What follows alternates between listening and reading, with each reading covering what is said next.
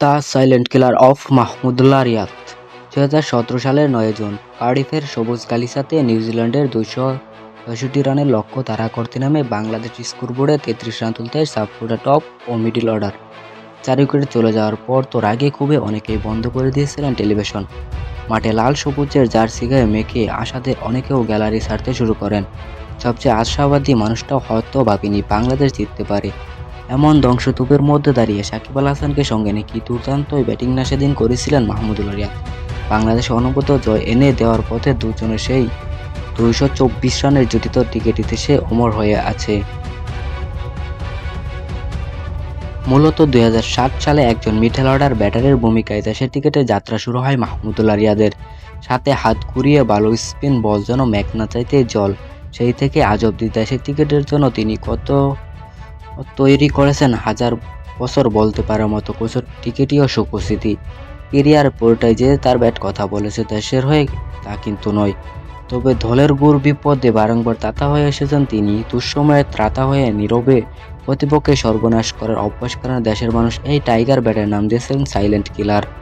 দেশের টিকেটে মাহমুদুল্লাহর বলার মতো গল্প তৈরি হয় 2012 সালে। সে বছর ওয়েস্ট ইন্ডিজের বিপক্ষে ওয়ানডে সিরিজ জেতার বড় ভূমিকা ছিল রিয়াদের। তারপর 2015 বিশ্বকাপ ঐতিহাসিক দুটো সেঞ্চুরি, চ্যাম্পিয়ন ট্রফিতে ম্যাচ জেতানো সেই বিরোচিত ইনিংস।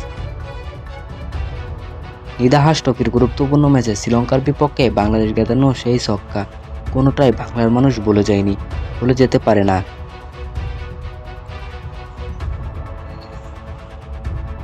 কাগজে কলমে বাকি সিনিয়র চারজন ক্রিকেটারদের অর্জন অনেক কিছুই তার নামের পাশে হয়তো নেই, কিন্তু মাহমুদুল্লাহ সাইলেন্টই বাংলাদেশের দলের সব বড় অর্জনের সাথে জড়িয়ে আছে খুব ভালো করে।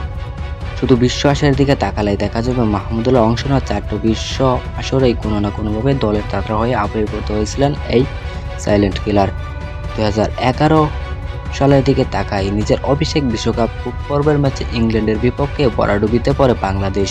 ইংল্যান্ডের দেওয়া 226 রানের টার্গেটে ব্যাটিংয়ে নেমে 169 রানে 8 উইকেটে হারিয়ে খাদের কিনারায় টাইগাররা।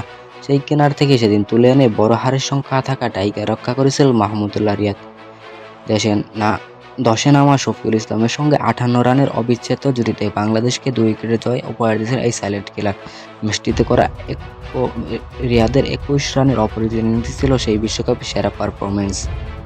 রিয়াদের সবচেয়ে ভালো সময় কাটে 2015 বিশ্বকাপে গ্রুপ পর্বে স্কটল্যান্ডের বিপক্ষে 22 রান, ইংল্যান্ডের বিপক্ষে সেঞ্চুরির পাশাপাশি 103 রান ইনিংস বর করে প্রথমবারের মতো বিশ্বকাপের কোয়ার্টার ফাইনালে পৌঁছে এবং শেষ আটের ম্যাচে নিউজিল্যান্ডের বিপক্ষে 128 রানের অপরাজিত ইনিংস। সব মিলিয়ে 6 ম্যাচে 81+ স্ট্রাইক রেটে 73 করে 365 রান করেন তিনি।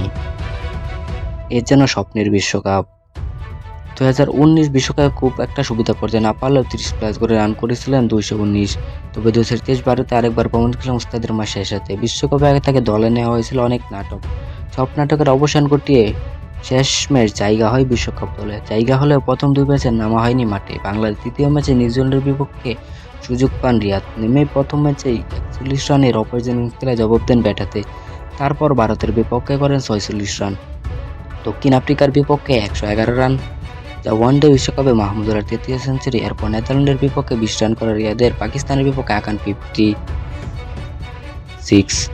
সবশেষ শ্রীলঙ্কার বিপক্ষে 22 রান করে মাহমুদুল্লাহ। সব মিলে নিজের শেষ বিশ্বকাপে নিজের সাফল্য গল্প লাগে নিজ হাতে। তবে কেরিয়ার পুরোটা জুড়ে মসৃণ ছিল না তার রাস্তা। মাহমুদুল্লাহ নামক গল্প যেমন সুখচিত তেমন আছে কাটা বিছানো পথ। দলের ভরসা থেকে ক্রমে যেন বোঝা হয়ে উঠছেন মাহমুদুল্লাহ। একথা শুনতে এসে বরংবার বাদ পড়েছেন অনেক সিরিজ থেকে।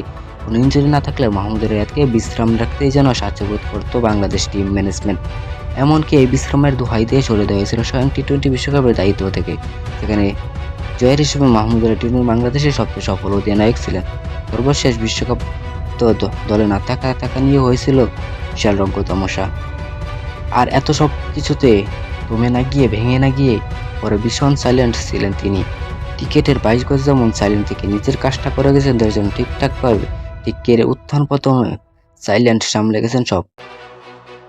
যখন সুযোগ পেয়েছেন নিজের যাচ্ছেন আর বলেছেন হয়তো আল্লাহ আমাকে শক্তি দিয়েছিলেন খেলা চালিয়ে যেতে।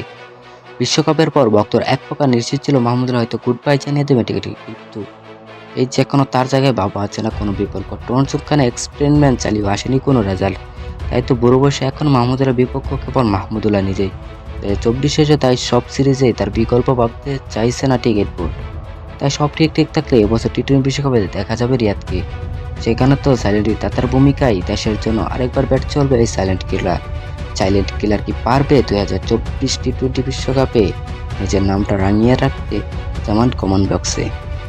আর হ্যাঁ, আমাদের ভিডিওটি ভালো লাগলে লাইক, কমেন্ট, চ্যানেলটি সাবস্ক্রাইব করে আমাদের পাশেই থাকবেন। সবাইকে অসংখ্য ধন্যবাদ।